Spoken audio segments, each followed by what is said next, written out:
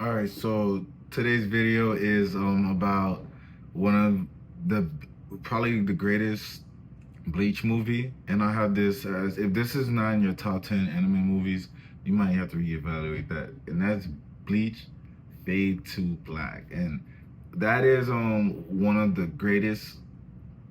It's not even arc.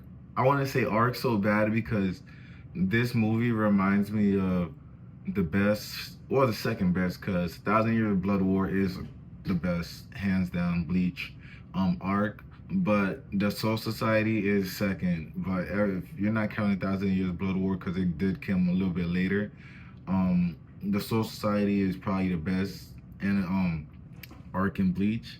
And with Fade to Black, it's basically like exactly the Soul Society, but upgraded and a little bit better because Ichigo comes back with much more experience, and it's a different feel to it. It's not out. It's not a rescue mission. You feel me? Well, it is still a rescue mission. Actually, it is a rescue mission because you're still rescuing. He's rescuing the same exact person, but different circumstances. He's not fighting his friends, but well, he. All right, I'm gonna keep going back and forth. But in Fate of Black, a brother and a sister, Hamaru and Shizuku. I think that's their name, but they're orphans, and Rukia used to raise them back in the old village when they were all poor and stuff.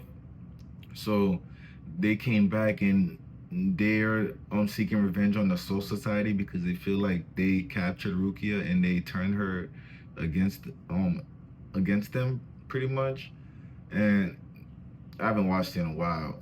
No, I probably watched it like what 3 years ago because I really do love that movie. But still, my memory is still somewhat vivid. But and what they do is they first attack the Soul Society. And while during the process, they first attacks Squad 12 Marui, and they wipe his memory clean. So he starts going ballistic, not knowing who anyone is, and everybody in the squad tries to stop him, like he's going crazy and like something's going on. And then the Sarate gets covered by some gray, like some weird goop, and fucking cat.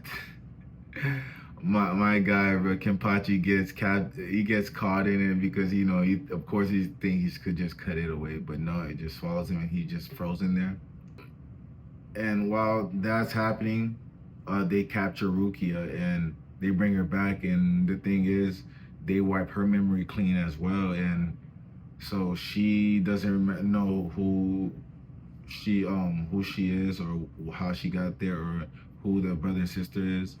So she's trying to remember, and like with that being said, with her trying to remember, that means Ichigo gets completely wiped away because Ichigo formed a pact with Rukia that made them that pretty much made him a Soul Reaper as the story goes. And with that being gone, Ichigo is like disconnected from everybody else in the Soul Society because he's pretty much connected through Rukia. So when he goes to the Soul Society, no, he meets up with Kisuke actually. He meets up with Kisuke because Kisuke actually had his memory wiped out because like I said, Rukia is connected with Ichigo's soul powers, and he never would have met Ichigo if it wasn't for him getting his powers. So Kisuke actually had his memory wiped, but this smart ass motherfucker, and just like Mayori, he's smart too. He has his own plan, but Kisuke wrote like his whole like life down and everything down in a journal. So just in case if his memory got wiped out, so he has a fail safe. So he was able to remember and know everything because he said something fell off. And that's just, I love when he shows his brilliance. So Ichigo goes to the Soul Society to see what's going on, and he sees how everything's covered by the group. And then everybody's like, who the fuck is this? And then, like, I don't know this nigga. They try to stop my nigga out. And he's like, hold on, bitch. The fuck? Kurosaki. So he starts throwing hands with him, and he's not understanding why everybody's coming after him. So, he's hiding within the Soul Society, but everyone's just trying to find him. And then he fights Renji, and Renji realizes, like, what the fuck? Like, yo, know you because like their his Zanpakuto is feels familiar clashing with Ichigo's. So Renji feels awkward during the fight, and so he doesn't really fight him. And Ichigo's trying to tell everybody like, "Yo, bro, you guys know me. It's just you guys have your memory wiped out." Well, he doesn't know that their memory is wiped out because nobody really knows that. Oh, Ichigo is basically because nobody knows about Rukia. When every time that's another thing. Every time Ichigo brings up Rukia, nobody knows who she is because her memory was completely wiped. So that means she was wiped from everybody else's existence, which is a very strong power to have. So the brother and sister are just trying to remind Rukia of who her old self when she used to orphan them, but she just can't, and it hurts her. And so the brother and sister then run into Ichigo actually, and Ichigo tries to convince Rukia, like, yo, snap out of it and shit like that. And then parts of Rukia's memory starts to hit, and then she remembers the night Ichigo stabbed himself and became a Soul Reaper. And then it starts to hurt her, and then the brother and sister, wipe her memory again, and then they start bumping Ichigo. And I like his sight, bro. Brother got a sight. That shit, bro. I always say sight is a cool ass fucking weapon to have. When I play Bloodborne again, I'm probably gonna go back. I'm gonna go look for the fucking sight. I can see that there's a sight in that game. And then they bump, and then what's it called? They get away, and then everybody in the Soul Society, I mean, pretty much all the captains and all the lieutenants catch up with Ichigo, and then while Renji and Ichigo were about to like bump, and then pretty much, Captain Yamamoto comes in, spirit pressure, he had a flex like, yeah, bro, big balls, big dick, bro, big baller, bro, we here. And pretty much scared everyone else. And then before they were trying to attack Ichigo, everybody else fell off. And then that's when Kisuke arrived. He's like, yo, chill out. Everybody calm down. Y'all ain't gonna touch this man, bro. This is a soul savior of the Soul Society. Y'all not about to put no fucking pressure on my butt. And he let Ichigo and Renji go, and then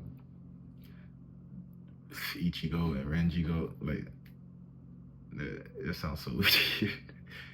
But they left, and Kisuke pretty much explains everything to everyone of Hawaii. They can't remember Ichigo because Rukia is pretty much the reason he became a Soul Reaper without her.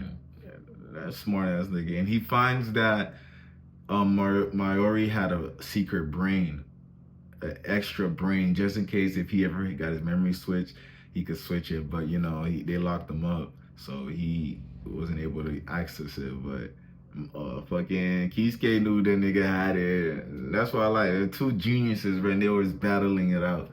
But they actually go, and then back to the place where pretty much the place where they were doing the whole goop shit was Captain Squad 12's barracks, Captain Mayuri's spot. So they went back there, and Ichigo and Renji went to go stop him, and then that's when all the goop shit went ballistic, and then all the captains, lieutenants went crazy, bruh. You even got to see my nigga Kisuke go step out of retirement. He saved Sword Phone, and my baby Yoruichi. Let me talk to you real quick, man. Fine ass, god damn. I could watch her all day, bro. Especially 1,000 Year Blood where she snapped. Back to it, the lieutenants were going off, and then what's it called, during the midst of everything, you see an eye patch fall, and then my nigga Kenpachi pulls up, starts slicing shit, right? And that's what he was waiting for. So the whole time he was just chilling. So he could have got out of that, but he was just waiting for some fun to happen. You gotta love it, bro. But anyway, everyone's outside, getting rid of the goop and shit, and then the brother and sister actually fused with Rukia, and then they're pretty much controlling her, and she has the sight, and she looks so badass, but she look like the Grim Reaper, bro. And Ichigo, you can't hurt her and shit like that. But at the end, plot armor. Of course, he eventually defeats her in the end. And the craziest thing in the whole story, like at the end, you realize that the brother and sister only did this. Get this, they only did this because Rukia promised to give them names and she never did. Like, okay, I get it, they're orphans, but like, yo, chill.